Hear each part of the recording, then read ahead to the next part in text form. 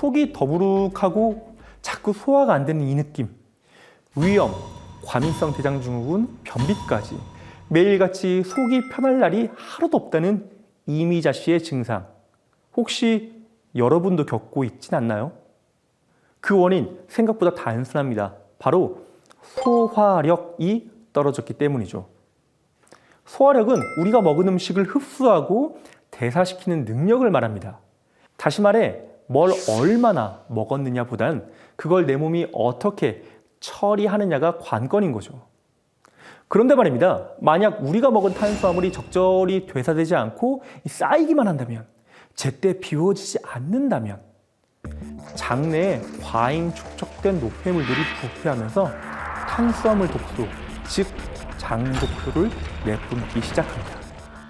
결국 우리의 장은 점점 몸속 쓰레기장으로 변해버리는 거죠.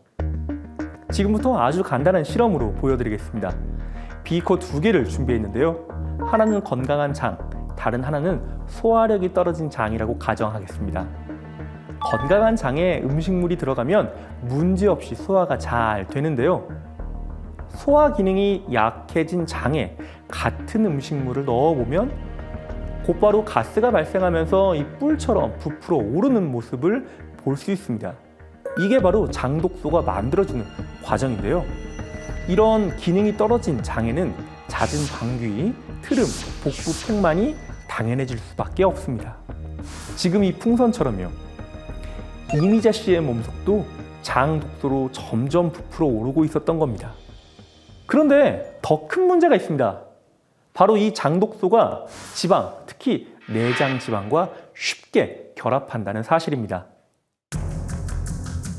탄수화물을 과다 섭취하면 혈당이 급격하게 오르고 남은 당이 지방으로 전환됩니다. 특히 장기 사이에 끼는 내장 지방이 급속히 늘어나게 되죠. 게다가 나이가 들수록 감소하는 소화기관의 역할은 소화 불량을 일으킵니다. 제때 소화되지 못한 음식은 소화기관에 오래 머물며 부패를 시작하고 그 과정에서 발생한 장독소가 세포를 자극해 염증을 일으킵니다. 이 염증과 독소는 다시 내장 지방에 달라붙고 뱃살은 더 불어나게 되죠.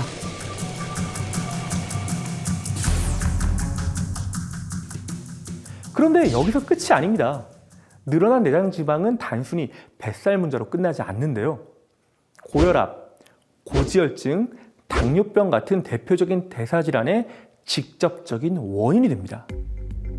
연구에 따르면 내장 지방이 많은 사람은 당뇨병 발병 위험이 약 5.9배, 고지혈증 발병 위험은 7.6배, 그리고 고혈압은 무려 10.2배 이상 높아진다는 보고가 있습니다. 이미자 씨 역시 소화불량과 비만을 넘어 지금은 대사증후군의 그림자 속에 놓여져 있는데요. 과연 이대로 괜찮은 걸까요? 소화력 저하, 늘어난 뱃살, 무너진 장 건강까지 더 이상 미룰 수 없어 병원을 찾았습니다. 몸의 이상을 감지했기 때문일까요? 초조함을 감추지 못하는 미자 씨인데요. 현재 건강 상태를 정확히 알기 위해 정밀 검사를 진행했습니다. 과연 어떤 결과가 나올까요?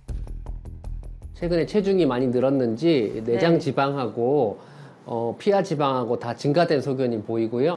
당뇨 고지혈증이 있는 사람들은 합병증 중에 하나 잘 생길 수 있는 게 소화불량이에요. 그래서 수치들도 잘 조절을 해야 되지만 소화 기능에 특별히 신경을 더 많이 써야 돼요.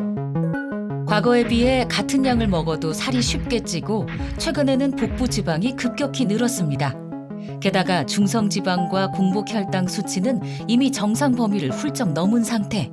탄수화물 식품을 주로 많이 먹다 보니까 이렇게 체중이 80kg 이상 이렇게 나가고 하면서부터 그 뒤부터는 고지혈증, 당뇨, 또 지방간 이렇게 진단을 받게 되더라고요. 소화력이 떨어지고 지방이 쌓이며 건강이 급격히 악화된 미자 씨. 더 늦기 전에 관리가 시급합니다. 당뇨 고지혈증 약을 드시고 있음에도 불구하고 혈당 수치가 152, 중성지방도 300으로 굉장히 높은 수치예요. 당뇨 고지혈증이 있는 분들은 합병증 중 하나가 소화장애이기 때문에 소화 능력이 더욱 더 떨어질 수밖에 없어요.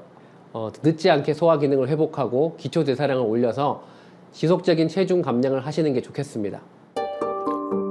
그러나 여전히 탄수화물의 유혹을 뿌리치지 못하는 그녀. 소화는 되지 않고 비만과 소화 불량의 악순환은 계속되고 있습니다.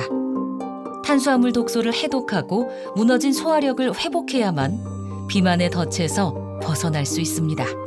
나이가 드니까 소화력이 점점 떨어지고 전보다 양을 줄였는데도요. 제가 소화가 잘 너무너무 안 돼요. 먹는 양을 줄였는데도 살이 안 빠져요. 물만 마셔도 살이 찌는 것 같아요. 실제로 이런 고민으로 병원을 찾는 분들 생각 이상으로 정말 많습니다. 그 이유가 뭘까요? 바로 나이가 들수록 소화 효소가 줄어들고 이 장내 환경이 변화하기 때문인데요. 더 안타까운 건 우리 몸속에서 만들어지는 효소는 평생 생성되는 양이 정해져 있고 나이를 먹을수록 급격하게 줄어든다는 사실입니다. 실제로 어린아이와 노인의 소화 효소량을 비교해 보면 노인은 아이보다 소화 효소가 약 30분의 1 수준에 불과하다고 합니다. 이걸 실험으로 보여드리겠습니다. 이 붉은 상자를 소장, 흰색 솜을 우리가 먹는 음식이라 가정해 보았습니다.